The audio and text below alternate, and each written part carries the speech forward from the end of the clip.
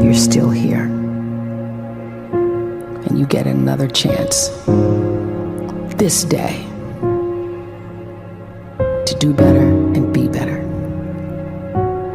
Another chance to become more of who you were created and what you were created to fulfill.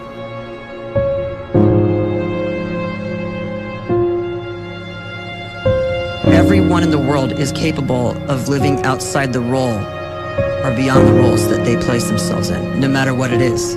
You're not just a dad, you're not just a banker, you're not just a brother or a son or a convict. It doesn't matter. Like, everyone is bigger, much bigger, infinitely bigger than the roles they place themselves in, and is capable of reaching potential greater than anything they could imagine.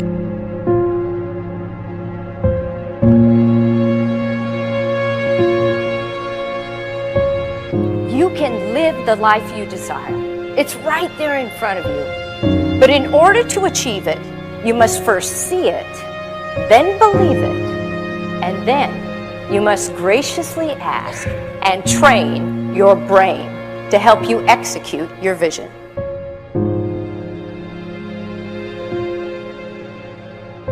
So when you start to focus and you delete distraction from your life, and you start to get seriously invested in doing one thing staggeringly well, and you practice that one thing over and over, a term to think about is mundanity.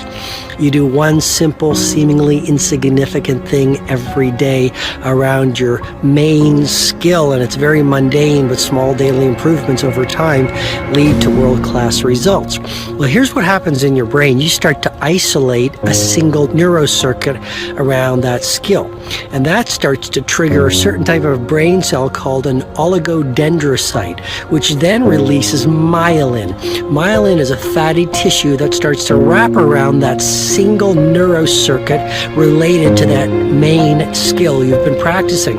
And when myelin starts to wrap around the brain circuit, what happens is you have accelerated learning times, you can see more quickly, heightened perception, and you'll learn more quickly. And that is really the quote-unquote secret of the great producers. It's not a result of some natural gift, but their daily practice, their relentlessness and their grit, their work ethic, and their singular focus and sacrifice.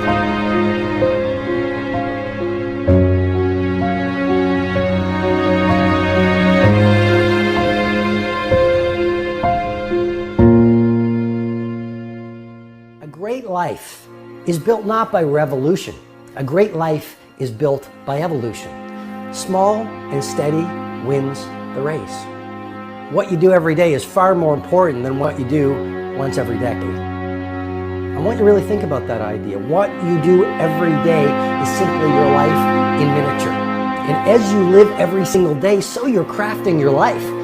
What you do over the next hours is really building your future. And if you can just get every single pocket of 24 hours right as best as we humanly can, the rest of our life is going to take care of itself. So small wins matter. The scripture says we will eat the fruit of our words. You are planting seeds when you talk. At some point, you're going to eat that fruit. My challenge is make sure you're planting the right kind of seeds. If you want apples, you have to sow apple seeds. If you want oranges, you can't plant cactus seeds, poison ivy seeds, mushroom seeds. You're going to reap fruit from the exact seeds that you've been sowing. In other words, you can't talk negative and expect to live a positive life. You can't talk defeat and expect to have victory. You can't talk lack, not enough, can't afford it, never get ahead, and expect to have abundance. If you have a poor mouth, you're going to have a poor life. If you don't like what you're seeing, start sowing some different seeds.